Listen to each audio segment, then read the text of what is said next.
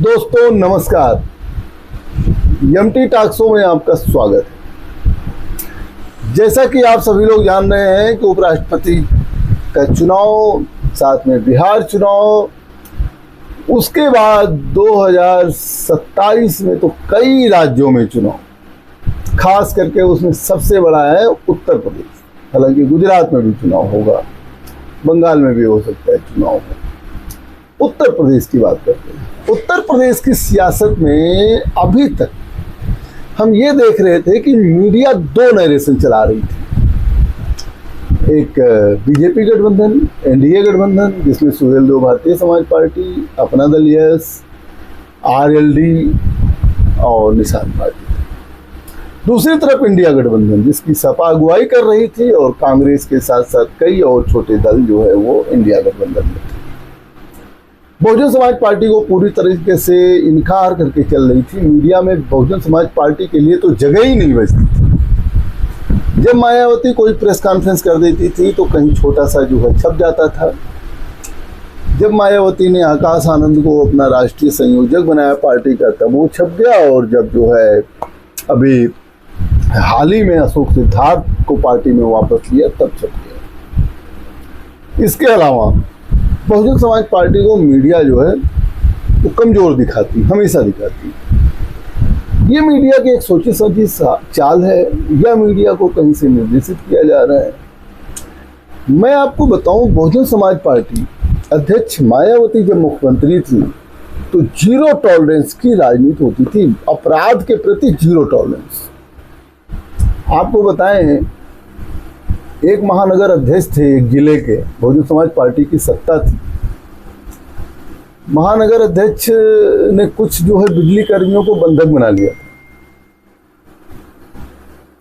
और मायावती ने अपने महानगर अध्यक्ष को जेल भिजवा दिया। उस समय मायावती मुख्यमंत्री थी।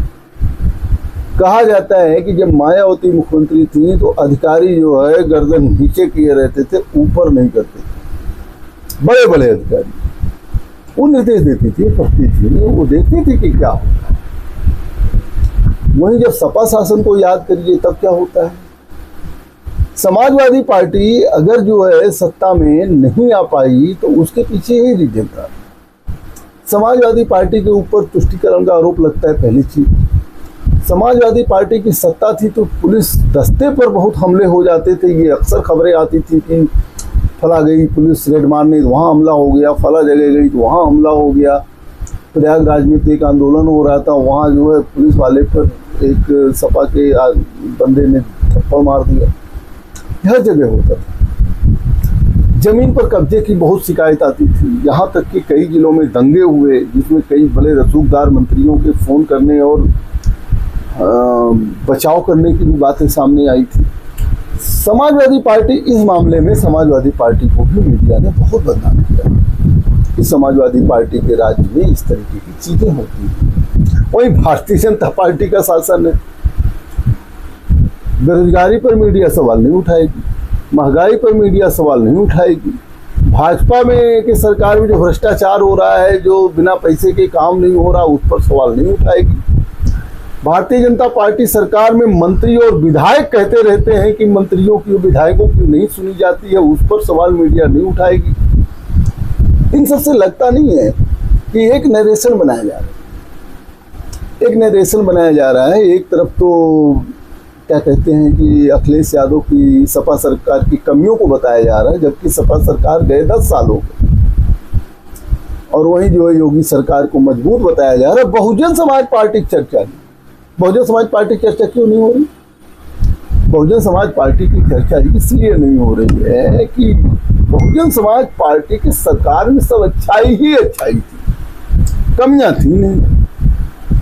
मायावती ने जिले बनाए, मायावती ने तहसील बनाए, मायावती ने रोजगार सृजन किया, मायावती ने जिनके पास घर नहीं था उनको घर दिया, मायावती ने जिनके पास जमीन नहीं थी उसको जमीन दिया।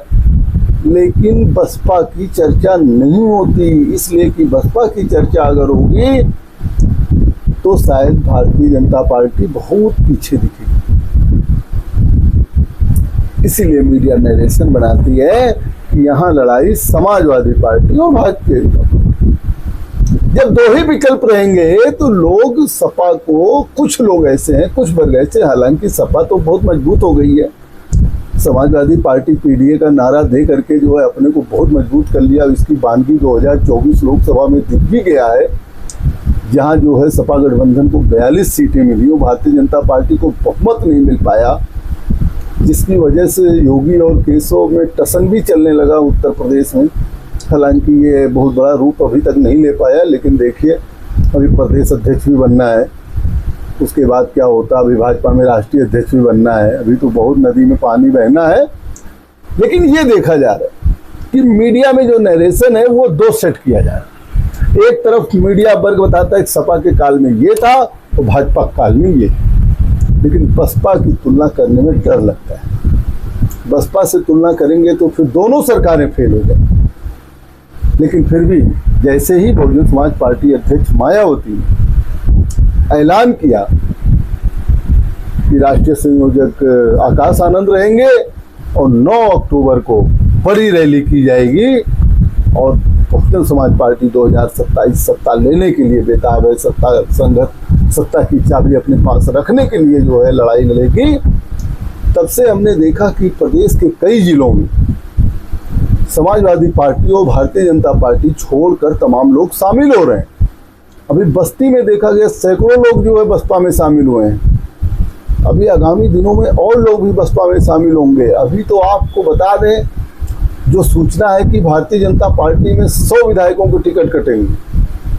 उन विधायकों में हो सकता है कुछ विधायक बैठ जाएं, भारतीय जनता पार्टी के साथ ही रहें, लेकिन बहुत से ऐसे विधायक जो पार्टी छोड़ेंगे तो समाजवादी पार्टी में नहीं जाएंगे, उनको बहुजन समाज पार्टी ज़्यादा मुफीद लगेगी और बहुजन समाज पार्टी में वो जा भी सकते हैं। अब बहुजन समाज पार्टी से ही तो भाजपा में तमाम लोग गए, तो बहुजन समाज पार्टी में अगर आते हैं तो बहुजन समाज पार्टी भी जिताऊ समीकरण को देखते हुए टिकट भी दे सकती है। बहुजन समाज पार्टी 2027 में वापसी कर रही है, ऐसा अगर मायावती कह रही तो उसमें किसी भी तरह की शंका मुझे नहीं लगती।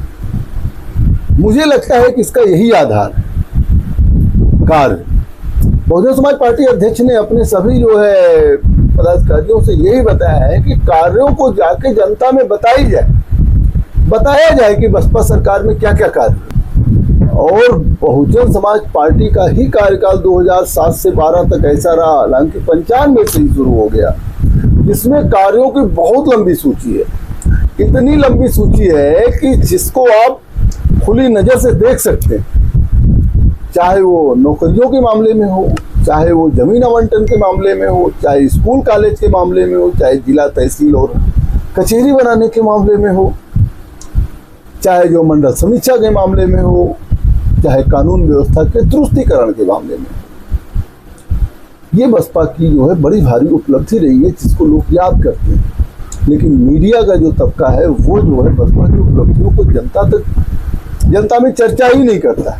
वो दो चीज़ की चर्चा करेगा, या तो हिंदू मुस्लिम की चर्चा करेगा ताकि भाजपा सपा में जो है नरेशन बना रहे, या तो फिर जो है सपा के कार्यकाल की आलोचना करेगा ताकि बीजेपी को अच्छा दिखाया जा सके, या तो बीजेपी के कार्यकाल। मतलब कुल मिला के मीडिया दो ही चीज़ों को, दो ही लोगों को उत्तर प्रदेश में दिखा रहा है और हम आप देख रहे हैं। वो तो सोशल मीडिया है कि थोड़ा सा जो है सबके बारे में दिखा देता है। भारतीय जनता पार्टी क्या अच्छा कर रही है उसको भी बताता है, सपा क्या अच्छा कर रही है उसको भी बताता है, बहुजन समाज पार्टी क्या अच्छा कर रही है उसको भी बताता है। लेकिन और मीडिया, जो मुख्य मीडिया है, उसमें तो एक ही चश्मा लगा है, जो भाजपा मुख्यालय से आ जाता है उसी पर जो है काम करना है, चाहे तार्किक हो, चाहे कुतार्किक हो, चाहे जो हो, और उसके सहयोगी भी ऐसे ही।